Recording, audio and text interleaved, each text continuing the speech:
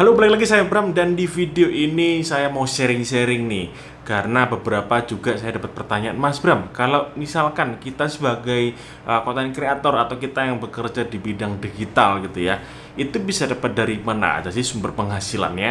Nah, dan di video ini saya akan jelaskan nih 7 sumber penghasilan saya di dunia digital ya. Tapi sebelum saya bahas lebih dalam, kalau misalkan kamu belajar banyak tentang digital marketing, social media marketing, dan kadang juga aku bikin vlog, klik tombol subscribe di bawah jika belum, dan jangan lupa untuk bunyikan loncengnya ya.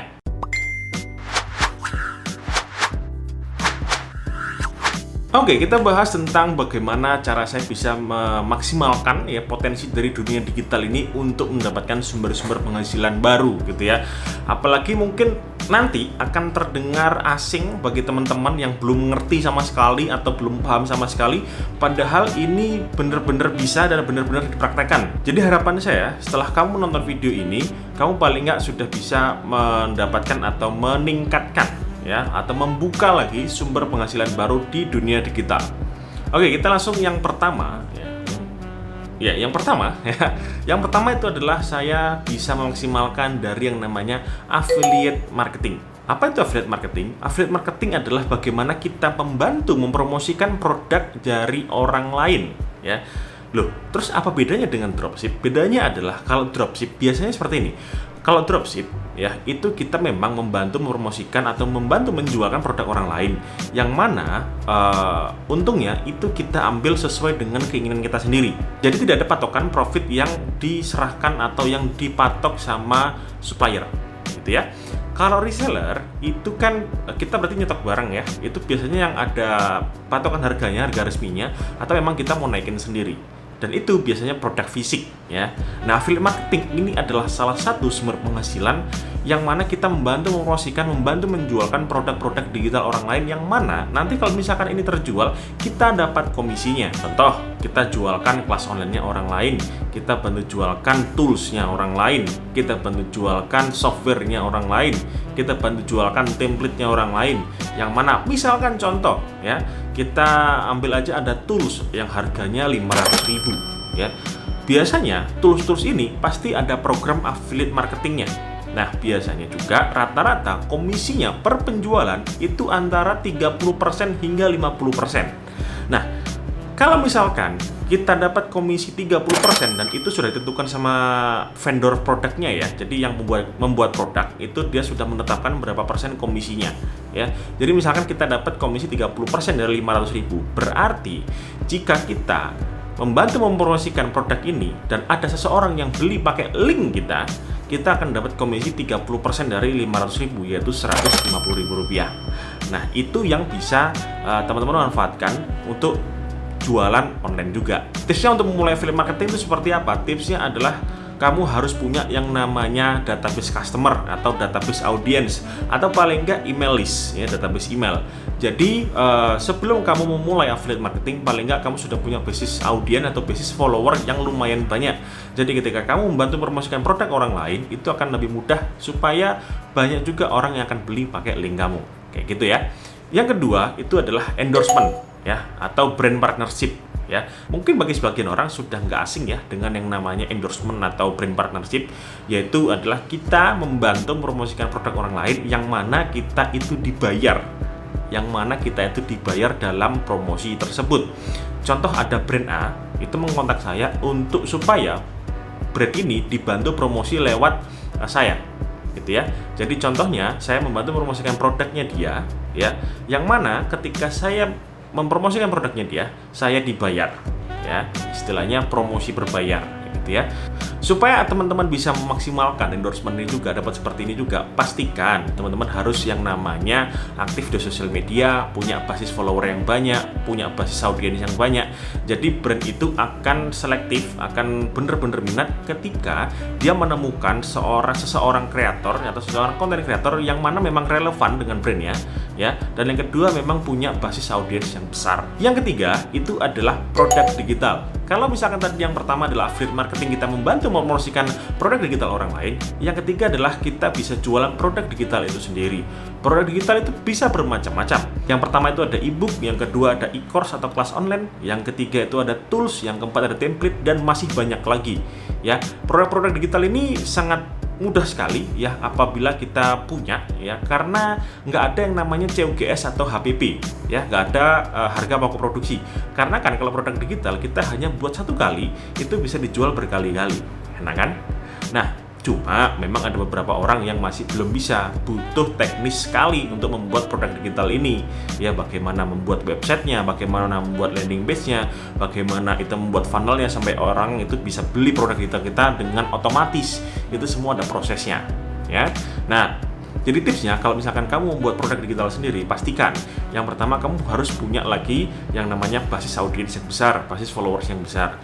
Yang kedua, kamu sudah paham dengan yang namanya landing page atau form order atau dan lain sebagainya lah. Atau kalau nggak paham bisa partneran sama yang sudah paham, nanti bisa bagi hasil ya. Terus yang ketiga, kamu memang tahu benar-benar audiensmu itu seperti apa, butuhnya seperti apa. Jadi kamu bisa menjual solusi dari masalah dari audiensmu, gitu. Dan yang keempat adalah digital agency atau kita bisa jualan jasa, ya. Nah, tadi di yang nomor ketiga saya disebutkan bahwa misalkan jika tidak paham yang hubungannya dengan IT, bisa partneran. Nah, saya menyediakan itu ya. Digital agency ini saya bagi tiga ya, digital agency ini. Yang pertama itu adalah one time project, jadi saya hanya mengerjakan project sekali aja untuk klien. Yang kedua adalah subscription ya, jadi subscription, jadi misalkan saya punya jasa buat konten Instagram ya, dan itu berlangganan, jadi sebulan itu mulai harganya Rp900.000 ya. Jadi kalau misalkan mau, silakan kontak, nanti di bawah itu ada bagaimana caranya kamu bisa bekerja sama dengan saya untuk dibuatkan konten Instagramnya. Dan yang ketiga itu adalah bagi hasil. Nah, bagi hasil ini biasanya saya membantu menjualkan produk orang lain lewat Facebook Ads ya. Misalkan ada orang lain yang belum paham tentang Facebook Ads ya, itu bisa bekerja sama dengan saya, yang nanti ini saya charge berdasarkan bagi hasil. Karena kalau bagi hasil kita bisa tahu seberapa besar salesnya, seberapa banyak kita bisa mendapatkan komisi penjualannya juga, seperti itu. Tapi kadang juga ada yang misalkan orang yang membuka jasa digital agency yang Facebook Ads itu yang hanya di charge per bulannya saja secara flat atau berdasarkan budget per harinya juga bisa. Tapi kalau saya memilih yang namanya bagi hasil ya, dan itu semua sudah saya kerjakan. Jadi mulai dari copywritingnya, mulai dari materinya, misalkan dari foto, gambar, video ya, dan lain sebagainya, itu saya yang buat. Nanti tinggal dihitung bagi hasilnya aja berdasarkan net profitnya. Tips juga buat teman-teman bagaimana bisa membuat digital agency, sebenarnya sih ya harus tahu dulu digital agency-nya mau buka yang tentang apa, apakah creative agency, apakah digital marketing agency, apakah website agency, dan lain sebagainya. Yang penting ya teman-teman itu juga harus paham apa yang dikerjakan. Kalau enggak, juga bisa kerjasama sama yang namanya nanti itu sistemnya adalah drop servicing ya. Drop servicing kurang lebih sama seperti drop shipping. Drop shipping itu kita membantu menjualkan produk orang lain, tapi kalau drop servicing itu kita membantu menjualkan jasa orang lain yang hanya kita sebagai maklarnya saja.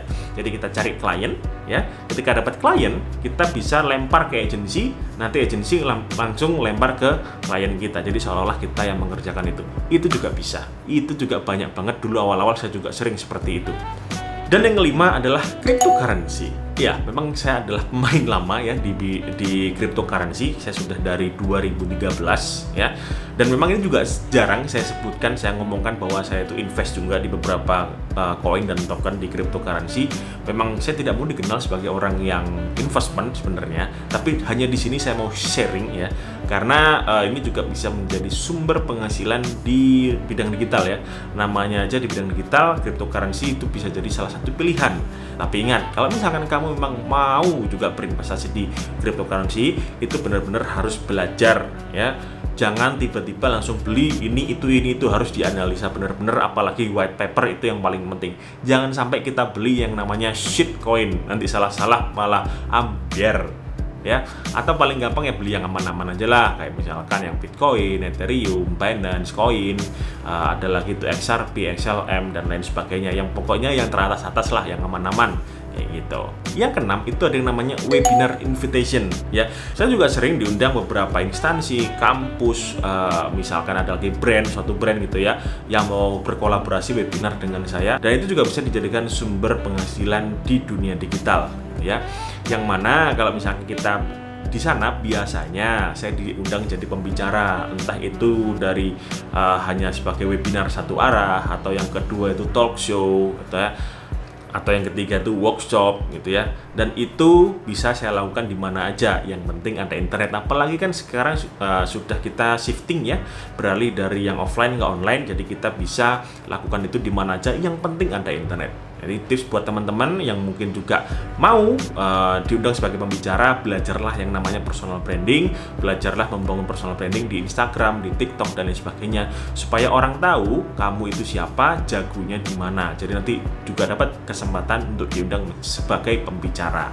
Dan yang ketujuh atau yang terakhir itu ada yang namanya private consultation ya, karena saya juga buka yang namanya konsultasi ya di bidang digital marketing. Saya juga kadang membuka yang namanya sesi konsultasi ke beberapa brand, ke beberapa reseller, ke beberapa tim atau ke beberapa instansi juga, untuk berkonsultasi bagaimana mereka bisa memaksimalkan digital marketingnya ya.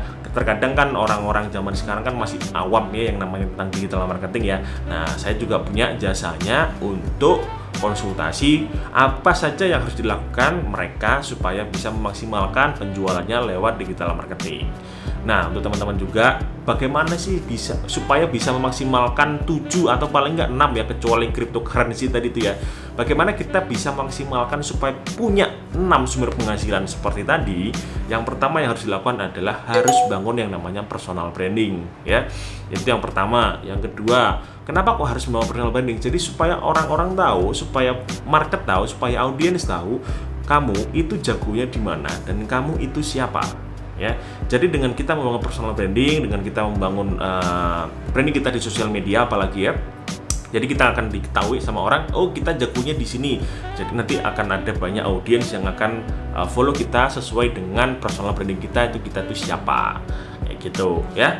Dan yang ketiga, harus bener rajin yang namanya bikin konten ya, entah itu di Instagram, di YouTube, di TikTok, dan manapun sebenarnya harus yang namanya bikin konten supaya orang kenal, supaya orang tahu kita itu siapa, kita tuh jagonya di mana. Intinya sih itu.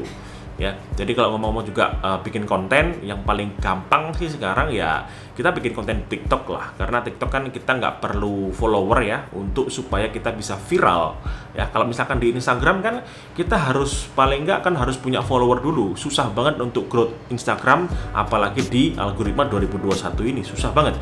Kalau kita belum punya follower ya siapa yang akan nonton konten kita. Tapi kalau misalkan di TikTok walaupun kita belum punya followers, kita tuh juga bisa kok berkesempatan atau berpeluang dalam semalam video kita tuh 1 juta view. Saya juga pernah dan itu sudah saya terapkan strateginya dan juga saya ajarkan strateginya di salah satu kelas saya, yaitu yang kelas TikTok Game Changer. Jadi kalau misalkan mau belajar juga di kelas saya tentang TikTok Game Changer, jadi bagaimana mengembangkan akun TikTok yang seperti saya lakukan dari 0 sampai 200.000 follower dalam waktu 1 bulan, silahkan klik di deskripsi di bawah. Jadi mungkin itu dulu video dari saya. Terima kasih sudah menonton. Jangan lupa untuk klik like, komen jika ada pertanyaan, klik subscribe jika Anda belum, biar saya juga semangat bikin videonya. Terima kasih dan sampai jumpa di video berikutnya. Bye.